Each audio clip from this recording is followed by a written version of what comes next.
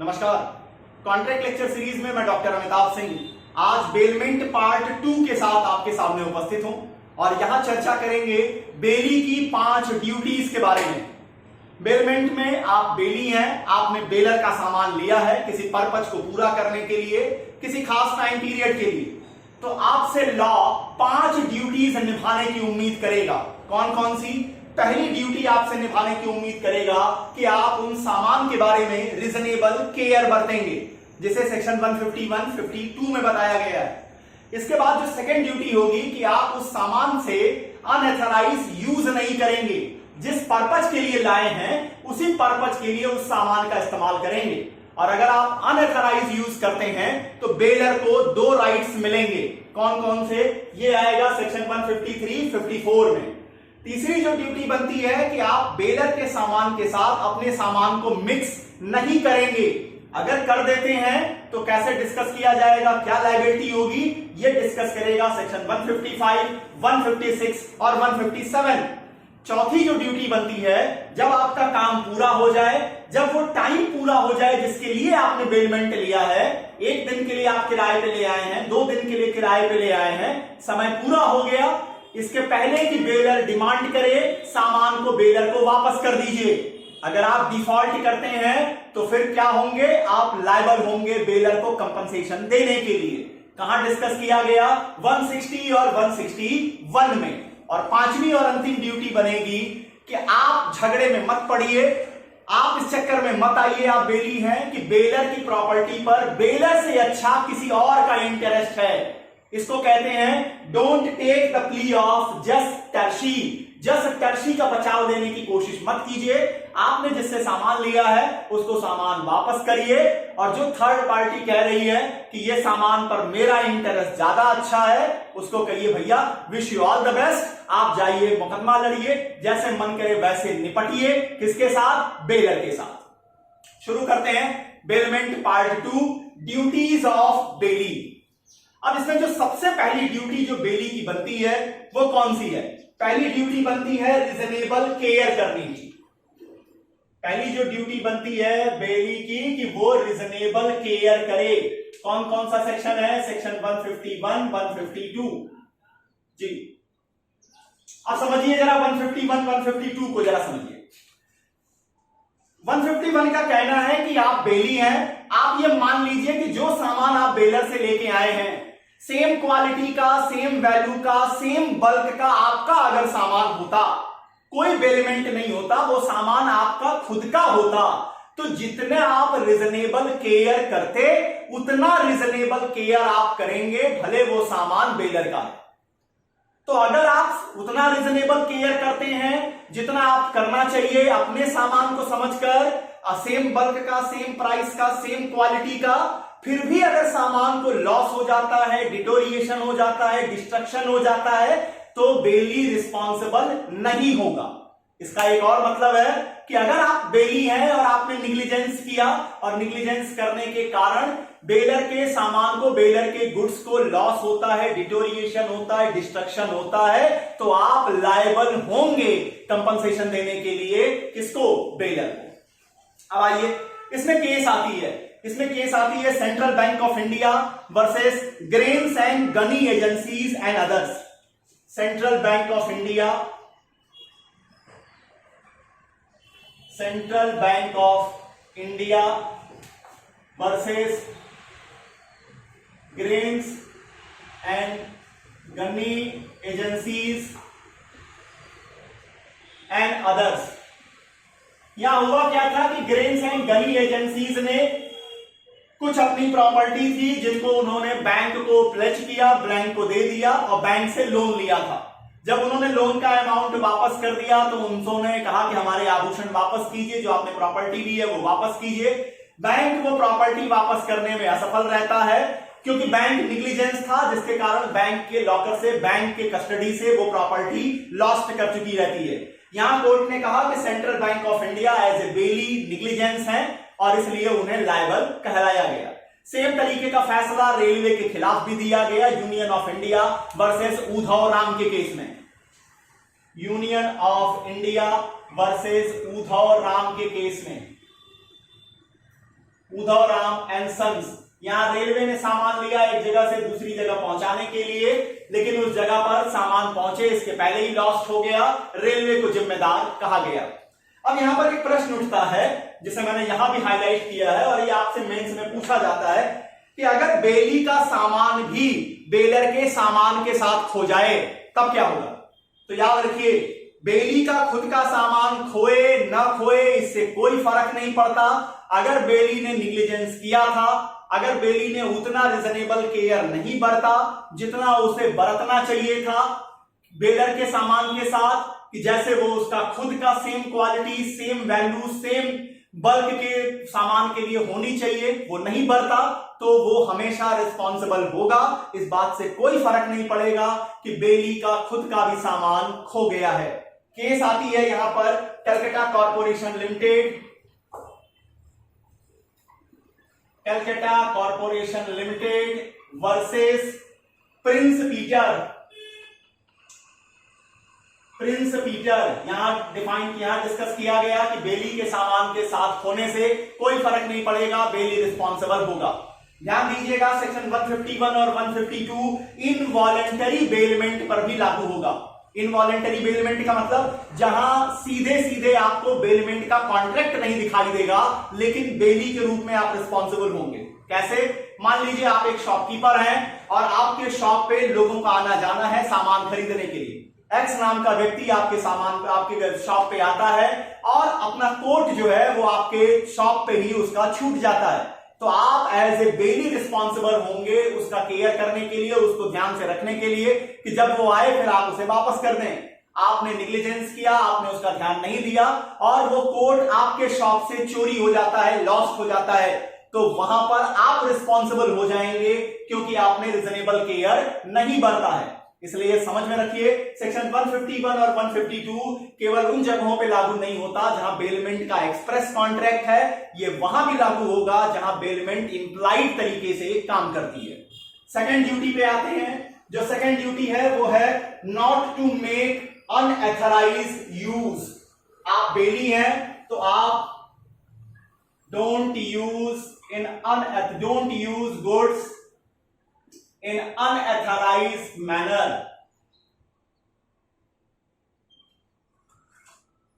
कौन से सेक्शन है? 153, 154।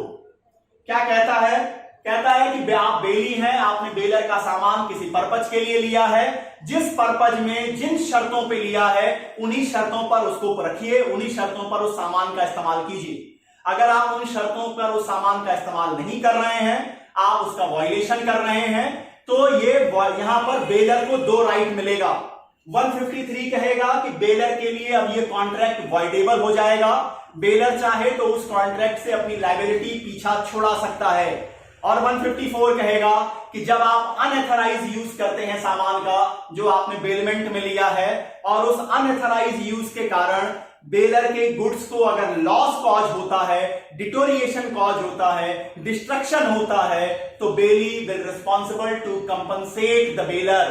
तो बेलर के पास कंपनसेशन का भी राइट मिलेगा 154 में। तो यह सेकंड ड्यूटी कहती है जिस तरीके से जिन शर्तों पे आप सामान लेके आए हैं उन्हीं शर्तों पर इस्तेमाल कीजिए। फॉर एग्जाम्पल, ए जो है वो बी का घोड़ा लेके आता है, कहता है 3 दिन के लिए हम अपने साथ अपने पर्सनल इस्तेमाल के लिए वो घोड़ा लेके आता है। लेके आने के बाद बी क्या करता है, उस घोड़े को पब्लिक व्हीकल के रूप में इस्तेमाल कर लेता है, पब्लिक कैरेज के रूप में इस्तेमाल करता है। अब यहां पर ए इस कॉन्ट्रैक्ट को वॉइडेबल डिक्लेयर करा सकेगा 153 में, और 154 में वो कंपनसेशन वसूल सकेगा अगर इस अनएथराइज यूज के कारण घोड़ा बीमार पड़ता है, घोड़े को चोट लगती है, या उसको कह लीजिए उसकी वैल्यू कम होती है। तो ये है सेक्शन 153 और 154 की। यहां एक बात याद रखिएगा कि अगर आपने अनएथराइज यूज किया है, तो अनएथराइज यूज अगर आपने किया और उसके बेलर के गुड्स को डिटोरिएशन, डिस्ट्रक्शन या लॉस होता है, उसकी वैल्यू कम होती है, तो आप कोई डिफेंस नहीं ले सकेंगे। यहां तक कि आप एक्ट ऑफ गॉड का भी डिफेंस नहीं ले सकेंगे, इनविटेबल एक्सीडेंट का भी बचाव आपको नहीं मिलेगा। केस का नाम है LNW railway company versus Nilson. यहां आगे लिख लीजिए नो डिफेंस। यहां बेली के रूप में आपको कोई डिफेंस नहीं मिलेगा जब आप अनएथराइज इस्तेमाल करते हैं। नंबर थर्ड ड्यूटी बनती है don't mix goods of baler with your goods. अपने सामान के साथ बेलर के सामान को मत मिलाइए, यह सामान्य नियम है। फिर भी आप नहीं मानते, आपने मिला ही दिया। अब मान लीजिए आप करते हैं mix the goods with the ascent of baler,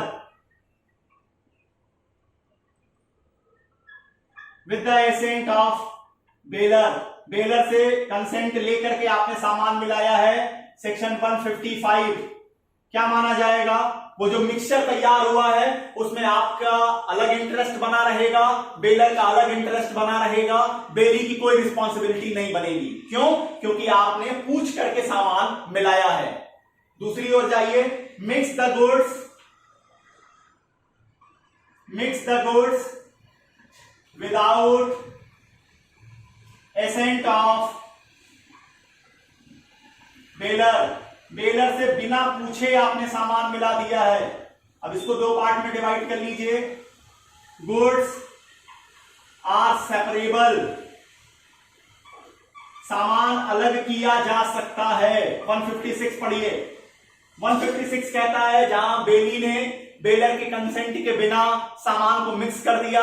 baler से आपने 1 क्विंटल दाल ली थी, चने की दाल, और आपके पास क्या था? आपके पास चावल था। आपने दोनों को मिक्स कर दिया।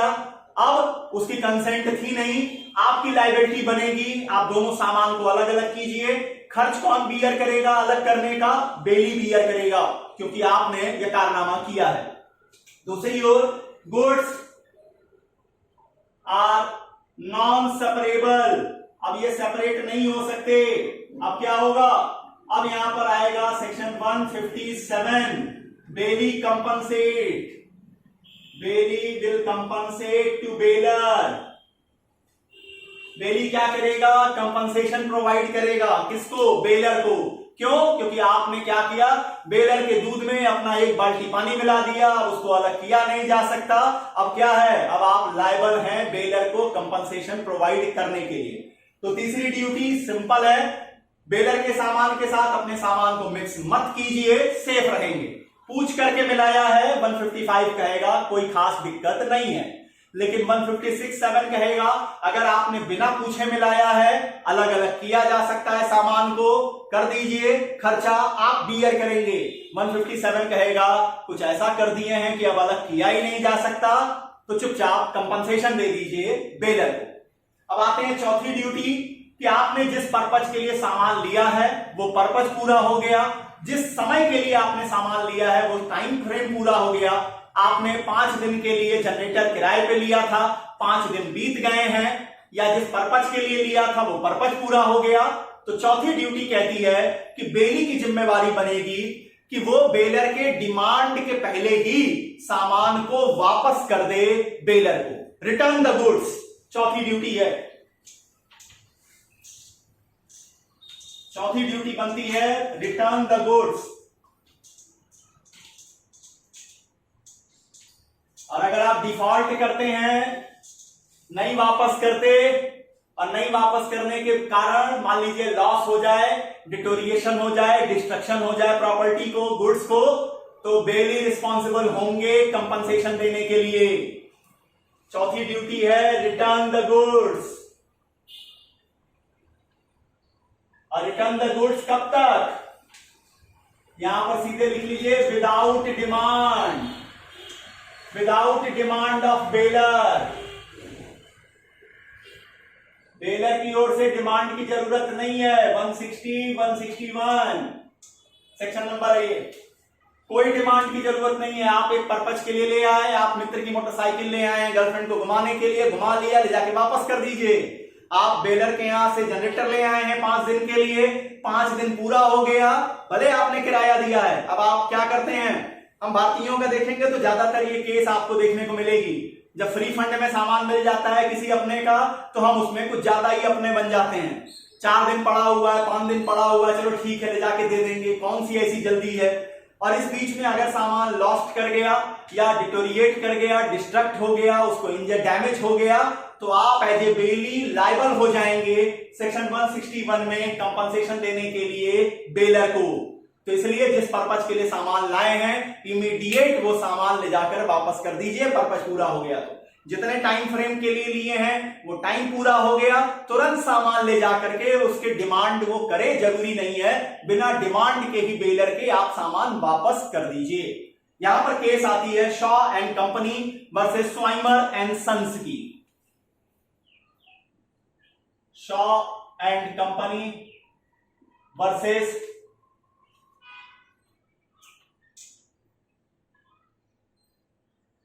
Symonds and Sons. होता क्या है, बुक बाइंडर को कुछ किताबें दी जाती हैं कि वो बाइंडिंग करके एक निश्चित टाइम फ्रेम में वापस करेंगे। बुक बाइंडर क्या करते हैं, किताबों को बाइंड करके अपने यहां ही रखे रहते हैं। उनकी प्रेमाइस में आग लग जाती है, किताबें भी जल के नष्ट हो जाती हैं।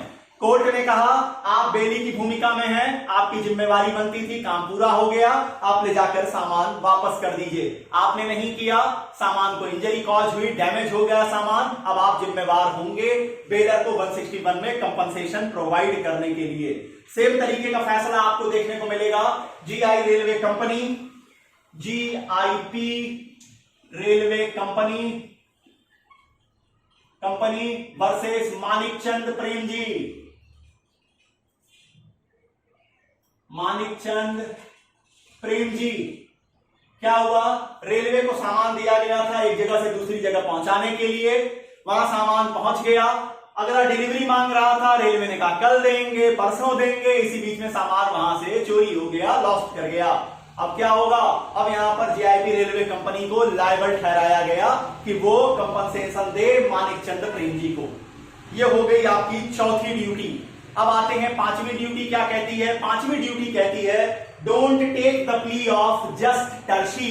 क्या होता है jus tertii, don't take plea of jus tertiary.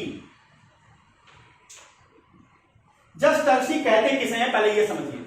देखिए ये प्रॉपर्टी लॉ का भी कॉन्सेप्ट है, ये किराएदारी पर भी लागू होता है, बेली पे भी लागू होता है। यहां ये कॉन्सेप्ट है कि आपको अधिकार जहां से मिल रहा है, आपको जिस पर्सन से अधिकार मिल रहा है उसके अधिकारों को आप चैलेंज मत कीजिए। आप ये मत बताइए कि बेलमेंट में आप सामान ले आए हैं, अपने मित्र की गाड़ी लेके आए हैं, और जब वापस करना हुआ तो आप कहते हैं कि नहीं यार तुम्हारा राइट इस गाड़ी पे ज्यादा अच्छा नहीं है, इससे ज्यादा अच्छा राइट तो मोहन का बनता है, मैं ये गाड़ी मोहन को वापस करूंगा। ये काम आपका नहीं है, आप बेली हैं, आप बेलर के सामान को लाए हैं अपने पर्पज को पूरा करने के लिए, किसी टाइम फ्रेम के लिए लेके आए हैं, वो टाइम पीरियड बीत गया, आपका पर्पज पूरा हो गया, चुपचाप सामान ले जाकर बेलर को वापस कर दीजिए। अगर मान लीजिए कोई थर्ड पार्टी आपसे कहती भी है कि इसे बेलर को मत वापस करो, इस सामान पर मेरा ज्यादा बेहतर इंटरेस्ट है, सामान मुझे दे दो, आपकी जिम्मेवारी बनती है 166 में आप बेलर को सामान दे दीजिए और उस थर्ड पार्टी को कहिए कि भैया ये नूरा कुश्ती आपकी है, आप जाकर मुकदमा लड़ो, जैसे मन चाहे वैसे निपटो बेलर के साथ, मैं मुझ गरीब को छोड़ दो, मैं बेगानी शादी में अब्दुल्ला दीवाना नहीं बनने वाला हूं। एग्जाम्पल के जरिए समझिए, आप अपने मित्र से उसकी कार लेके आते हैं, आपको किसी पर्पज में इस्तेमाल करना है, उस मित्र ने वो कार क्या कर रखी है, वो कार बैंक के लोन पर है, बैंक की किस्त वो दे नहीं रहा है, बैंक क्या है, बैंक अब उसको उस कार को अपनी कस्टडी में लेना चाहता है, वापस लेना चाहता है। अब रास्ते में बैंक के लोग आपसे मिल जाते हैं, आपसे कहते हैं कि नहीं साहब या आपके फ्रेंड का इस पर कोई इंटरेस्ट नहीं है, इस प्रॉपर्टी पर उन्होंने, इस कार के ऊपर उन्होंने लोन नहीं चुकाया है, हम कार को अपने साथ ले जाएंगे। आप सीधे सीधे कह सकते हैं कि देखिए मैंने एक खास पर्पज के लिए ये कार ली है, मैं इसे अपने मित्र को वापस कर दूंगा, इसके बाद आपको जो करना है आप करिए। और अगर आप अपने फ्रेंड को वो कार वापस कर देते हैं, भले इसके लिए आपने जो वापस किया इसके कारण आप कन्वर्जन के लिए भी लायबल नहीं होंगे, बैंक आपको कहीं से भी कोई जिम्मेवारी नहीं दे सकेगा। तो सेक्शन 166 कहता है आप बेली हैं, आप इस पचड़े में मत पड़िए कि उस प्रॉपर्टी पर बेलर का अच्छा इंटरेस्ट है या बेलर से ज्यादा अच्छा किसी और का इंटरेस्ट है, इस पचड़े में ही मत आइए। सिंपल सा काम कीजिए, आपने अपना पर्पस पूरा करना है, पर्पस पूरा कीजिए, सामान वापस कीजिए, चलते बनिए। तो ये 5 ड्यूटीज हैं बेली के रूप में जब आप सामान को लेते हैं।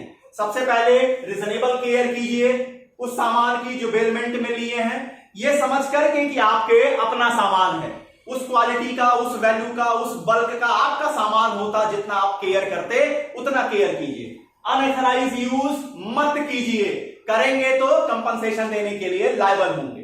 नंबर 3, बेलर के सामान के साथ अपना सामान मिक्स मत करिए, करेंगे फंसेंगे। नंबर 4 क्या कहता है, पर्पस पूरा हो गया, समय पूरा हो गया, बेलर के डिमांड के बिना ही सामान बेलर को वापस करिए। नहीं करेंगे, डिफॉल्ट करते हैं, अगर उस सामान को इंजरी कॉज होती है, डैमेज होता है, डिटोरिएशन होता है, डिस्ट्रक्शन होता है, आप लायबल होंगे कंपनसेशन देने के लिए। और नंबर 5, आप बेलमेंट के गुड्स के ऊपर किसी XYZ थर्ड पार्टी का बेहतर इंटरेस्ट है, इस बात को क्लेम नहीं करेंगे, ज्यादा सुरक्षित रहेंगे। उम्मीद करता हूं बेली की ड्यूटी समझाने में मेरा अटेम्प्ट सफल रहा होगा। बेलमेंट पार्ट 3 के अपने लेक्चर में बेली के राइट्स को लेकर के आपके सामने आएंगे। बेली के टोटल 4 राइट्स आते हैं, जहां 2 राइट्स ज्यादा इंपॉर्टेंट हैं। एक मुकदमा फाइल करने का राइट और दूसरा बेलमेंट की प्रॉपर्टी पर, बेलमेंट के गुड्स पर बेली कब लियन का इस्तेमाल कर सकता है, जनरल लियन किसे कहते हैं, पर्टिकुलर लियन किसे कहते हैं, उसको लेकर बेलमेंट पार्ट 3 में आपके सामने आऊंगा। तब तक के लिए बहुत बहुत धन्यवाद, नमस्कार।